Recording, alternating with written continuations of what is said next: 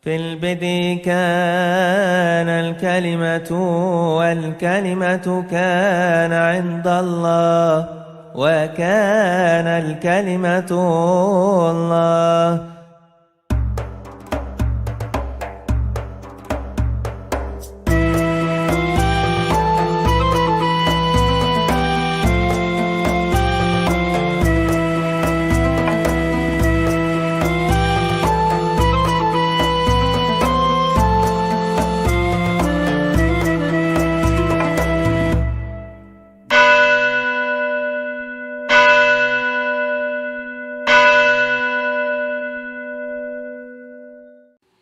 Assalamualaikum Besim Hamasiah.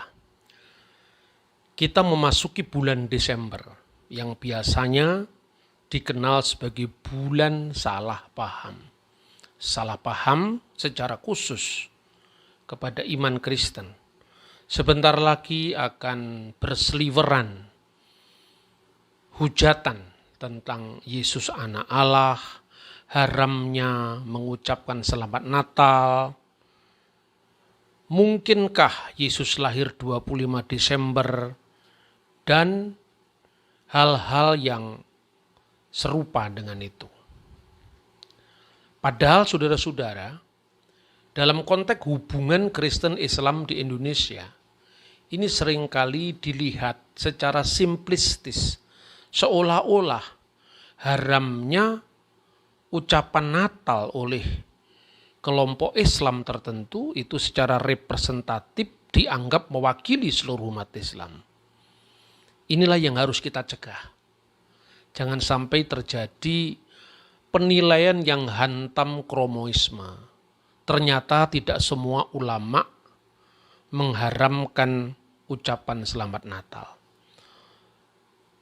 Untuk lebih jelasnya mari kita saksikan dulu tayangan berikut ini.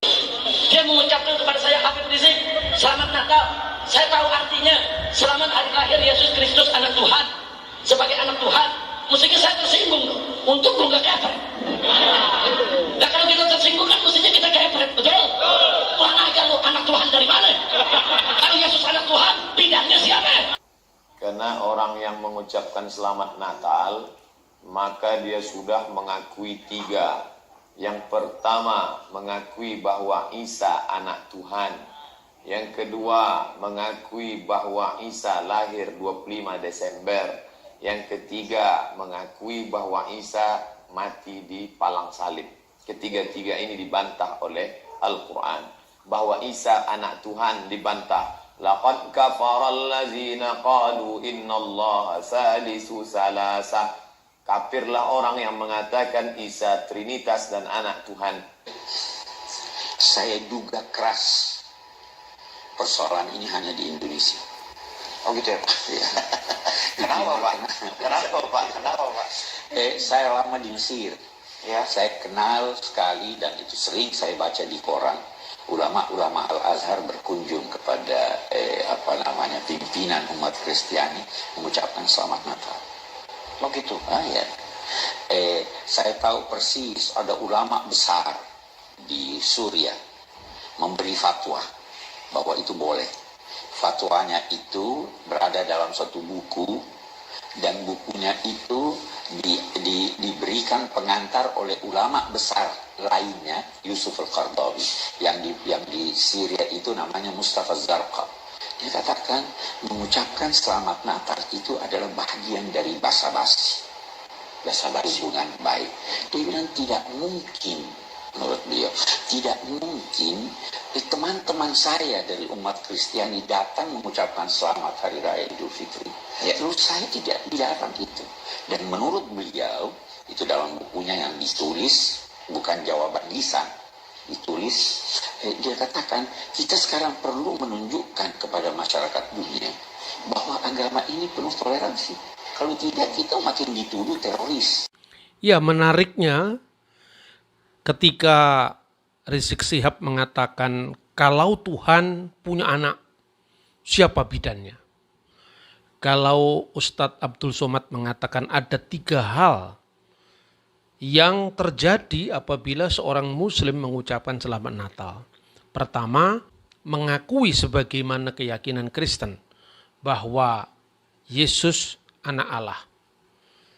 Kedua, mengakui bahwa Yesus lahir 25 Desember, padahal tuduhnya 25 Desember adalah perayaan Mitra, Dewa Matahari. Dan yang ketiga, mengakui Yesus mati di salib, padahal ketiganya ditolak oleh Al-Quran.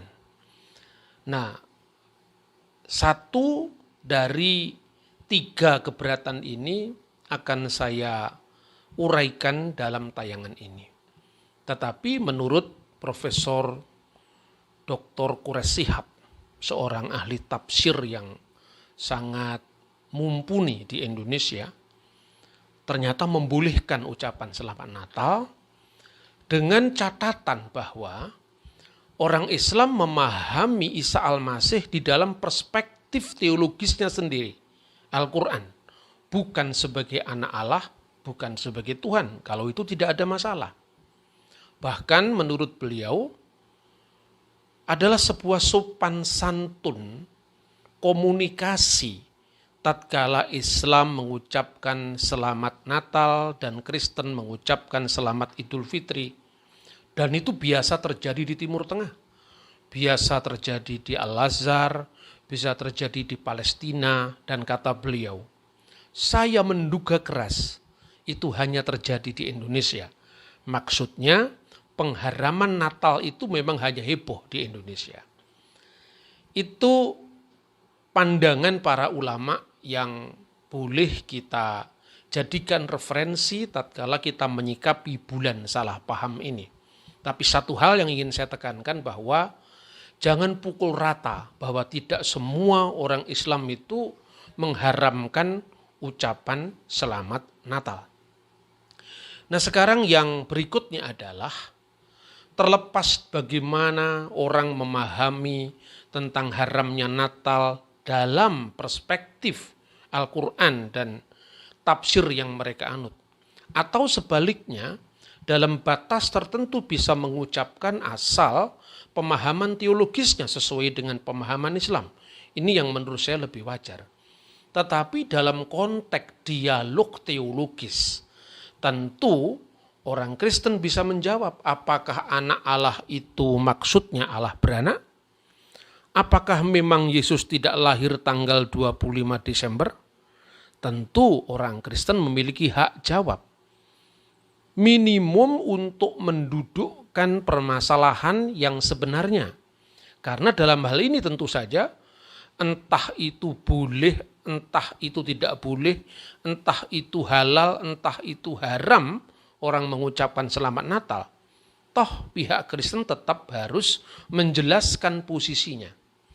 Jadi katakanlah kalau sekarang saya berdiri untuk menjelaskan posisi kekristenan tentang siapakah Yesus dan bagaimana, sekilas tentang tanggal lahirnya. Katakanlah ini bukan sebagai saksi ahli lah, saksi korban. Kalau dalam istilah hukum, kenapa saksi korban? Karena ya kita yang disalahpahami, maka adalah hak jawab kita untuk kita berikan kepada mereka yang salah paham. Nah, saudara-saudara, pertama tentang anak Allah. Istilah anak Allah itu di dalam iman Kristen, bahkan di dalam Yudaisme, agama Yahudi sebelum Kristen, tidak pernah dipahami sebagai anak secara fisik, sehingga memerlukan bidannya siapa. Tidak perlu seperti itu. Nah, saya akan menguraikan fakta-fakta Alkitab dan fakta-fakta sejarah tentang istilah anak Allah atau anak-anak Allah. Yang pertama, istilah anak-anak Allah dalam pengertian metafora, dalam pengertian perumpamaan, ini tidak hanya dijumpai dalam iman Kristen. Jauh sebelum masa Kristen itu sudah dipakai. Misalnya, penemuan naskah-naskah Laut Mati yang spektakuler tahun 1947. Di antara naskah-naskah yang ditemukan di Laut Mati atau di Wadi Qumran, selain naskah-naskah Alkitab Perjanjian Lama yang berusia lebih dari 2000 tahun. Dan ini adalah penemuan sejarah yang terspektakuler di dunia. Karena ribuan tahun kitab suci Kristen dan Yahudi, khususnya Perjanjian Lama, itu tidak dipalsukan seperti yang dituduhkan banyak orang. Yang kedua, ada naskah-naskah yang memang ditulis oleh sekte Yahud atau kelompok Yahudi yang memisahkan diri dari Bait Allah kira-kira abad kedua sebelum Masehi. Di sana ada satu naskah yang sangat terkenal yang berjudul Milkamah bini Ur wa bini Khosek. Naskah peperangan antara anak-anak terang dan anak-anak gelap. Nah, disebut anak terang dan anak-anak gelap tentu tidak harus bertanya siapakah istrinya terang, siapa bidannya Pak Gelap, tentu bukan itu. Itu satu perumpamaan. Dan dalam latar belakang yang sama, maka apabila di dalam Injil dan Perjanjian Baru ada istilah anak-anak terang misalnya. Di dalam Efesus pasal 5 ayat 6. Hiduplah sebagai anak-anak terang atau berjalanlah sebagai anak-anak terang. Di dalam bahasa Suryani atau bahasa Aramaik adalah Benai Nuhra. Benai Nuhra hakil hakana haleko. Hendaklah kamu berjalan sebagai anak-anak terang. Mengapa? Karena Tuhan, karena Allah itu diibaratkan sebagai terang. Maka ada ungkapan Allah Nuhra. Allah itu adalah terang. Dan saya kira Anda bisa bandingkan misalnya di dalam Al-Quran surah Nur. Allahu nurus samawati wal ard dan seterusnya. Jadi itu adalah perumpamaan-perumpamaan yang tidak bisa dipahami secara harfiah. Begitu juga apabila istilah anak-anak Allah itu diterapkan. Tidak harus dipahami Allah itu beranak seprimitif keyakinan orang-orang Arab pra-Islam yang kemudian diluruskan oleh Islam. Maka muncullah kata-kata lam yalid walam yulad walam yakulahu kufuwan ahad. Harus saya jelaskan saudara-saudara, umat Kristen 1000% percaya bahwa Allah itu lam yalid walam yulad. Karena memang konteksnya ketika ungkapan itu muncul, sorry saya tidak ingin memasuki wilayah tafsir agama lain, tidak. Tetapi saya membaca sendiri dalam tafsir-tafsir Al-Quran yang sudah beredar dan ditulis. Bahwa konteksnya lam yalid walam yulad itu terutama diarahkan kepada keyakinan jahiliyah pra-Islam. Di mana Al-Lata, Al-Usa, dan Manat itu disebut sebagai putri-putri Allah. Banatullah. Tapi tentu ini berbeda tatkala iman Kristen menggunakan idiom anak-anak Allah. Di dalam bahasa Ibrani Bene Elohim. Di dalam bahasa Arab Ibnullah, ya, Ibnullah. Saya bisa membaca misalnya penggunaan kata jamak dari kata anak-anak Allah itu diterapkan bagi orang-orang yang membawa damai. Isa Al-Masih atau Yesus Kristus mengucapkan ini dalam lisannya sendiri, dalam bahasa yang dipakai oleh Yesus. Tubaihon labdai selama, berbahagialah orang yang membawa damai. De abnauhi de allaha netkrun, karena mereka akan disebut anak-anak Allah. Dan terjemahan dari bahasa Arab dari ungkapan anak-anak Allah yang tercatat di dalam Injil Matius pasal 5 ayat 9 yang termasuk khotbah di atas bukit. Dalam bahasa Arabnya tuba lisoni issalam li annahum abnallahi yud'un. Berbahagialah orang yang membawa damai karena mereka akan disebut anak-anak Allah. Ini satu ayat yang diucapkan dalam pidato Natal oleh Presiden Yasser Arafat setiap tahun dalam Natalan di Bethlehem. Nah saudara-saudara, jadi anak Allah ini maknanya bukan Allah itu beranak secara fisik. Dan banyak kata lain di dalam bahasa Ibrani, bahasa Aramaik, bahasa Arab yang tercatat di dalam teks-teks kekristenan itu tidak bermakna Allah itu beranak secara fisik. Kata yalat yang artinya anak atau memperanakkan itu sering muncul dalam ungkapan toledot. Toledot itu artinya bisa silsilah, ya, secara genealogis, bisa dalam pengertian book generation, ya, tapi juga bisa dalam pengertian riwayat langit dan bumi. Jadi bukan sekedar anak-anak secara fisik yang diperanakkan, tetapi asal usul itu juga bisa disebut toledot. Misalnya di dalam kitab Taurat, Sefer Bereshit atau kitab Kejadian pasal 2 ayat 4 disebutkan eleh toledot hasamayim ve'et sa'aret. Inilah riwayat langit dan bumi. Maksudnya riwayat langit dan bumi pada hari dia diciptakan oleh Tuhan. Tetapi juga bahasa yang sama, kata toledot yang berasal dari kata yelet tadi juga dipahami sebagai silsilah. Misalnya di dalam kitab Taurat pula, kitab Kejadian pasal 5 misalnya ayat 1. Zeh Sefer Toledot Adam. Inilah silsilah dari Adam, bayom baru Elohim, ketika diciptakan oleh Allah. Nah, di dalam makna silsilah secara daging, silsilah secara fisik, Yesus juga disebut keturunan Daud, keturunan Abraham. Dan buku silsilah itu dinamakan Ketaba de Ziliduteh. Zilidut, Elidut itu toledot di dalam bahasa Ibrani. Ketaba de Ziliduteh, ya. Inilah silsilah de iso Mesiha dari Yesus Kristus breh di David breh di Abraham. Anak Daud artinya keturunan Daud, anak Abraham artinya keturunan Abraham, tidak anak secara langsung dalam pengertian diperanakkan. Sebab Yesus diperanakkan oleh Bunda Maria. Nah, inilah penggunaan kata-kata Arab atau Ibrani atau Aramaik dengan anak. Dan bahasa Arab pun juga demikian. Kata bin itu tidak hanya berarti anak secara langsung, tapi juga keturunan. Misalnya, kitab Miladi Yesus Al-Masih ibnu Dawud ibnu Ibrahim. Inilah silsilah Yesus Kristus, anak Daud, anak Ibrahim, artinya keturunan Daud, keturunan Ibrahim. Jadi orang-orang yang membawa damai disebut anak-anak Allah. Orang-orang yang cinta damai, siapapun orangnya, apapun agamanya, dia disebut anak-anak Allah. Ini terminologi Injil. Tetapi juga Raja Israel kuno disebut anak Allah.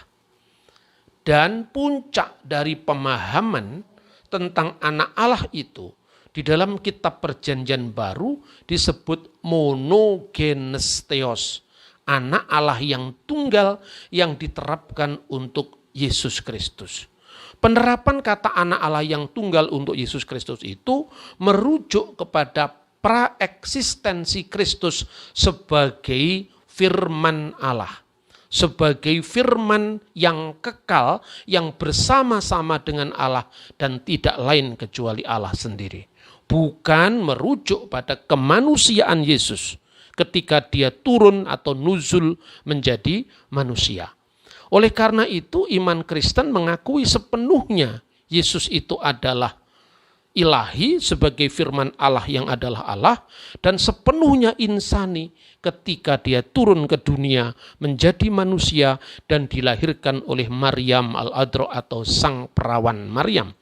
Maka di dalam iman Kristen sepanjang segala abad mengikrarkan dalam kanun al-iman, dalam pengakuan iman mereka bahwa Yesus al-Masih, bahwa Yesus Kristus itu kamilu billahud wa kamilu bin nasud.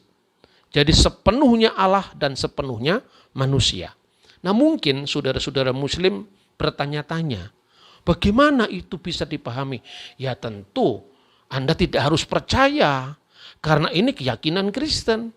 Sama ketika misalnya orang Kristen dengan hormat menyebut Nabi Muhammad SAW, tapi tidak dalam posisi meyakini seperti kenabian dalam konsep Islam. Seperti juga kita orang Muslim, kita orang Kristen, kita orang non-Buddha mengakui bahwa Siddhartha Gautama adalah sang Buddha yang mendapatkan pencerahan dari Tuhan, tidak harus berarti kita memahami dalam perspektif agama Buddha. Ini adalah sopan santun dalam komunitas, apalagi jauh sebelum negara-negara lain mengenal bagaimana hubungan antar agama yang begitu harmonis, kita sudah mengenal Bhinneka Tunggal Ika. Jadi dalam posisi agree in disagreement, setuju dalam ketidaksetujuan. Anda tidak harus meyakini karena Anda memang seorang Muslim. Anda tidak harus meyakini karena Anda seorang Buddhis terhadap iman Kristen. Tetapi minimum Anda memahami dan tidak melakukan kesalahpahaman yang berlarut-larut tentang iman orang lain.